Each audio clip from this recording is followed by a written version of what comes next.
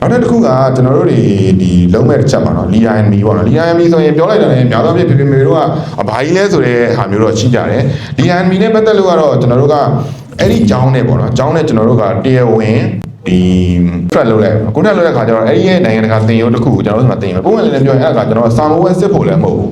အဓိကကလေးရဲ့ mind ပေါ့နော်စိတ်ကိုအဓိကပြင်နေတာစိတ်ကိုအဓိကပြင်နေဆိုတော့မျိုးမှာခါတိုင်းမှာကျွန်တော်ကစီကန်းနေပါထုတ်ရတာမျိုးရှိတယ်ပေါ့နော်ဘာမလုပ်နဲ့ညာမလုပ်နဲ့ဆိုကျွန်တော်တို့ကစီကန်းမထုတ်တော့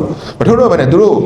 နည်းနည်းချင်းနဲ့ထည့်သွားမှာဒါကတော့ဒီလိုမလုပ်အောင်ဒါကတော့ဒီလိုလုပ်အောင်မယ်ဒါကတော့ဘယ်လိုလုပ်အောင်မယ်ဆိုတာစီကန်းပိုင်းဆိုင်အောင်နည်းနည်းထည့်သွားပြီးတော့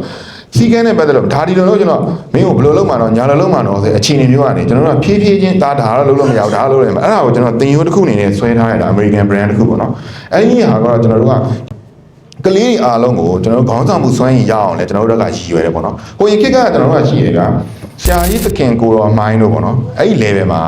ဒီတက္ကသိုလ်ကျောင်းသားကိုအောင်ဆန်းကိုသူကဘာလို့မြင်လဲဆိုအောင်ဆန်းရဖြစ်မှာ။အဲ့ကောင်ဖြစ်မှာလား။သူတို့တကားဝိုင်းမှာအမြဲပြောတယ်တရားတကုံတာရတော့ဘာလို့မြင်မလဲအောင်ဆန်းရဖြစ်မှာ။မှန်တယ်သူပြောတဲ့အတိုင်းပဲဖြစ်တယ်။ဘာကြောင့်လဲဆိုတော့သူတို့ရဲ့တင်းလန့်ကိုမြင်နေရတာကိုသူရဲ့ဥဆောင်နိုင်မှုပေါ့နော်။နောက်မှဒီကျောင်းရဲ့အရေးကိစ္စနဲ့ပတ်သက်လို့လုပ်တဲ့ဟာမျိုးမှာဒီကောင်လေးကတော့ဖြစ်မှာဆိုတဲ့အတွေ့အကြုံတွေသူတို့မှာအမြဲရှိရပေါ့နော်။ဒါပေမဲ့ခေတ်အခြေအနေကကျွန်တော်တို့က leader ကို train ပေးလို့ရသွားတယ် leader တယောက်ဖြစ်ခြင်းနဲ့ခေါင်းဆောင်ကောင်တယောက်ဖြစ်တယ်ကျွန်တော်က train ပေးလို့ရသွားတယ်အဲ့ဒီတင်ရိုးကဆွမ်းနာပြတဲ့ဒီထဲမှာအဲ့အမျိုးတွေကျွန်တော်တို့ထည့်ပြီးတော့ဆွဲထားတာပဲဖြစ်ပါတယ်တို့